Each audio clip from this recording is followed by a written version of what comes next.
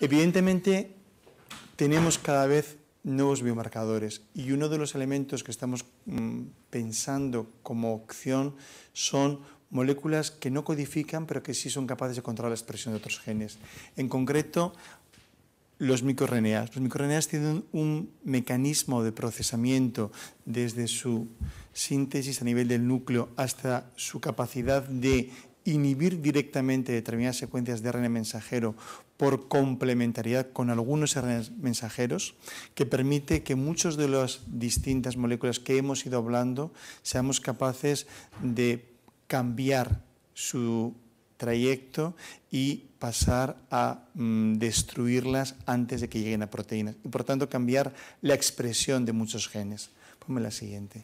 Os voy a dar dos ejemplos. Este es un ejemplo de cómo un microRNA, el microRNA 451, puede impactar en cáncer, en supervivencia libre de progresión y en supervivencia global. De manera que lo hace porque es capaz de controlar genes críticos en el proceso de proliferación, en el proceso de metastatización del cáncer gástrico. Ponme la siguiente. Pero no solamente desde el punto de vista de tratamiento, este es otro ejemplo, el microRNA 26A1, que es capaz de determinar pacientes que pueden responder o no a irinotecan en cáncer de colon.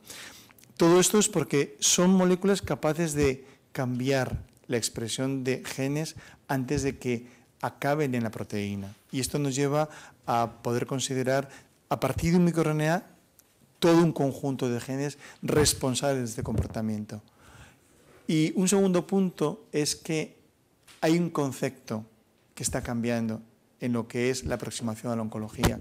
Y hemos pasado de un concepto muy anatómico a un concepto mucho más biológico que implica entender las distintas redes y las vías que subyacen en los tumores para, a partir de ese conocimiento, tener un sistema integral y un sistema predictivo de información que busque el tratamiento basado en mecanismos y no en base a qué tipo de tumores, sino porque detrás de ese tipo de tumor hay distintas señales, distintas redes que marcan lo que está haciendo el tumor. A veces no llegamos a conocer cuál puede ser un buen biomarcador, o a veces podemos, si me permitís, no tener opción porque ha habido tantas líneas de tratamiento que es difícil saber a qué puede responder. Y ahí estamos en la intersección entre la investigación y la clínica y poder aplicar lo que la investigación puede aportar en el día a día de la clínica.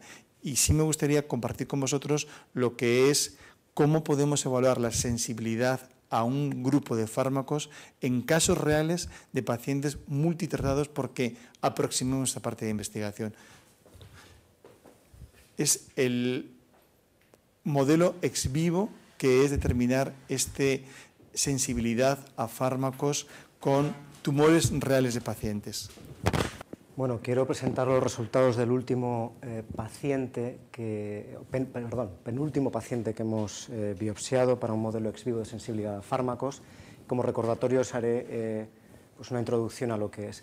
A ver, es un sistema que se ha empleado en diferentes modelos tumorales, siempre desde una aproximación investigacional, pero con una aplicación clínica, que os presento algunos ejemplos de utilización de modelos ex vivo, es decir, de cultivo fuera del paciente durante un periodo de tiempo del tejido tumoral y medir los efectos de diferentes compuestos a un tiempo determinado y en función de los efectos de esos fármacos tomar o recomendar decisiones terapéuticas. Aquí os presento algunos ejemplos en cáncer de páncreas, hepatocarcinoma y algunos otros tipos tumorales como cáncer de mama. Si me pasas. El concepto es muy sencillo, es el que hemos utilizado aquí. Se obtiene una muestra del paciente, una muestra tumoral representativa de una lesión accesible y se mantiene, en nuestro caso, 24 horas en medio de cultivo, ese tejido tumoral que hemos extraído del paciente, exponiéndolo o no a diferentes fármacos y medimos tras esas 24 horas cuál ha sido el efecto inducido por la exposición en medio de cultivo.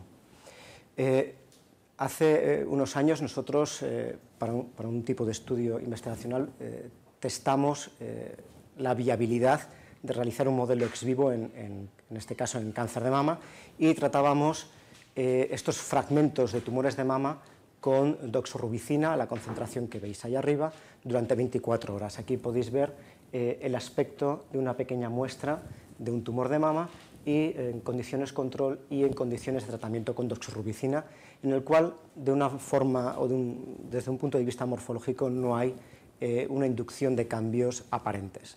Sin embargo, nosotros lo que fuimos capaces de constatar después de esas 24 horas era la tasa de incorporación de la doxorubicina en las células del tejido. Sabéis que la doxorubicina tiene una fluorescencia en color rojo y podéis ver, comparando el tejido tumoral en condiciones control con la exposición a doxorubicina, cómo esta doxorubicina queda incorporada en el núcleo de las células tumorales y no tumorales. Aquí en mayor detalle podéis ver las de mayor tamaño, células tumorales, y células estromales que también son capaces de incorporar esta doxorubicina que brilla en color rojo.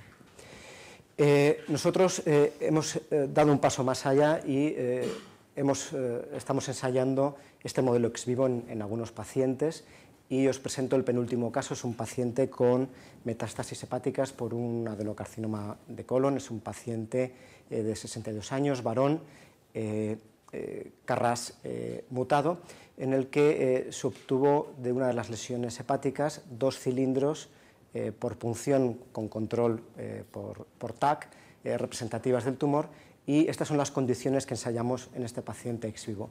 Había 2 pequeños fragmentos que siempre son nuestra referencia, nuestro tejido control, y ensayamos cisplatino, topotecan, mitomicina, paclitaxel, tacarbacina y temozolomida, es las concentraciones que veis en la pantalla.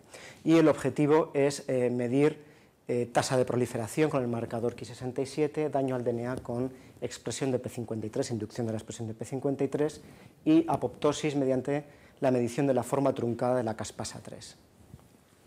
Este es el paciente, está expresado en escala logarítmica los cambios inducidos por cada uno de los fármacos en proliferación, inducción al daño por el DNA y apoptosis en función al tejido o a los tejidos referencia. Podéis ver cómo cada uno de los fármacos tiene un efecto distinto. Temozolomida es el que no tiene prácticamente ningún efecto, quizá induce algo la expresión de P53, y podéis ver que prácticamente todos reducen la proliferación y la mayoría de ellos inducen daño al DNA o inducen también apoptosis.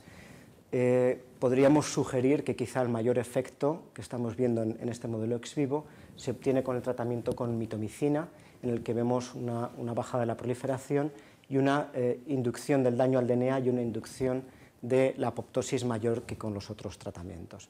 Quizá la recomendación podría ser incluir mitomicina en algún esquema para este paciente. Muy bien.